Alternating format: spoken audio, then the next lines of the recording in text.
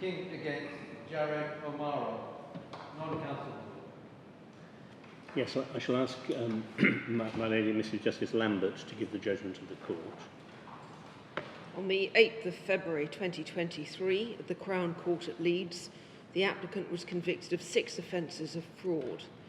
He was sentenced on the 9th of February to a term of imprisonment of 4 years on each count, each term to be served concurrently. He now renews his application for leave to appeal against the sentence imposed following refusal of that application by the single judge. The offences were committed by the applicant when he was serving as an elected Member of Parliament for Sheffield Hallam. He submitted a number of fraudulent claims to the Independent Parliamentary Standards Authority, or the IPSA.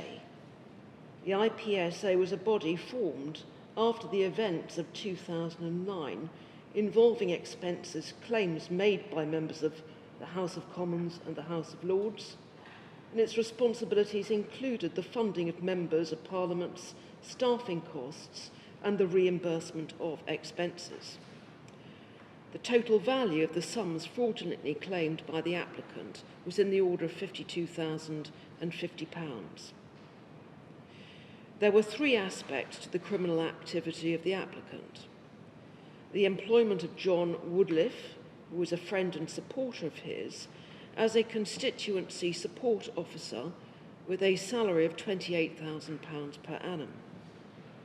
Whilst John Woodliffe continued to offer friendship and support to the applicant, he fulfilled no aspect of the role of constituency support officer. The role was merely a device by which the applicant was able to, as the judge found, siphon off a significant proportion of the salary for personal use. The second aspect of the fraud related to the creation of bogus invoices designed to deceive the IPSA into reimbursing the applicant for work purportedly undertaken by an organisation called Confident About Autism South Yorkshire. The applicant had a diagnosis of autism, and false invoices were created and submitted to the IPSA for the funding of services by that fictitious organisation. In fact, none of the invoices were paid, but they totalled £12,200. The third aspect of the applicant's fraudulent activity related to his attempt to obtain money from the IPSA after his arrest in August of 2019. Invoices were submitted which related to work apparently undertaken by Mr. Gareth Arnold before Mr. Arnold was formally engaged as the applicant's Chief of Staff. The applicant claimed at the time that the invoices were submitted, that the criminal investigation was concluded when he knew that it had not been concluded. In his detailed and careful sentencing remarks, the judge set out the background of the applicant's criminal behaviour. He considered the contents of a number of medical and psychological reports which addressed the applicant's autism diagnosis. He concluded that the applicant's autism did not reduce his culpability, and that in effect he exploited that diagnosis to obtain money from the IPSA. He found that the applicant had used his influence and position to use others, and that he had blatantly abused his position as a Member of Parliament.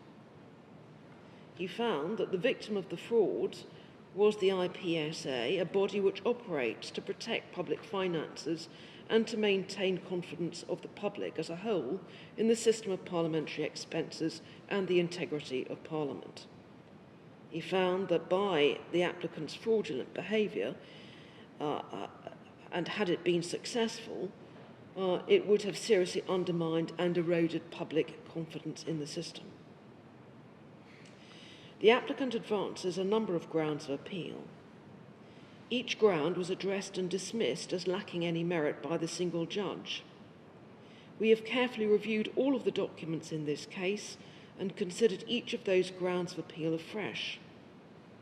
Having done so, we, like the single judge, conclude that they raise no arguable ground that the sentence was manifestly excessive, and we accept and agree with the reasoning given by the single judge. We therefore deal with each of the grounds succinctly. The judge explained why he took 5 years as a starting point, and in reaching his decision, the judge took into account the combined value of the invoices submitted and the high impact of the applicant's offending. These factors in combination justified a starting point within Category 2 of the relevant guidelines. The applicant also submits that the judge failed to take into account and to adjust the sentence accordingly with respect to the principle of totality. We, like the single judge, reject this ground. The sentence imposed was, we find, wholly proportionate to the offences committed. As for the acquittal at trial of John Woodliffe, we find that that acquittal does not assist the applicant. The applicant created the contract of employment, a salary was paid to John Woodliffe, and that salary was withdrawn in cash. The judge found, and we found he was entitled to do so, that the applicant was a beneficiary of that salary.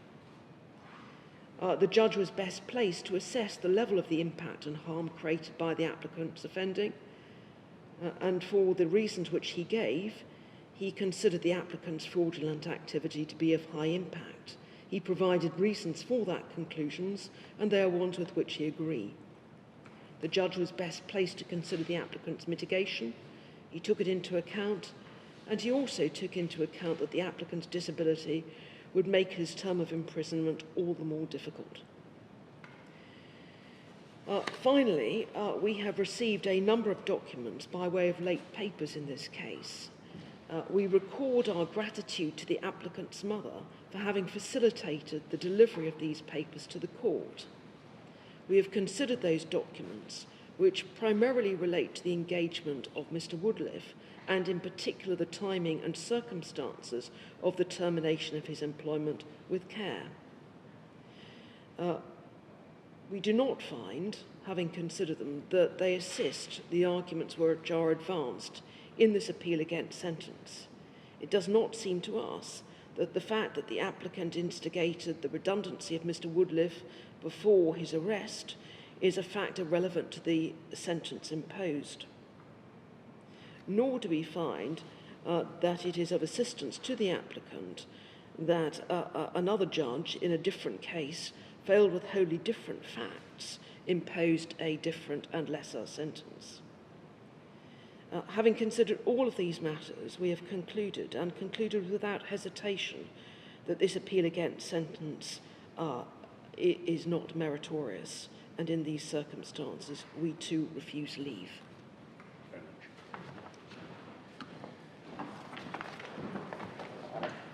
much. Court rise.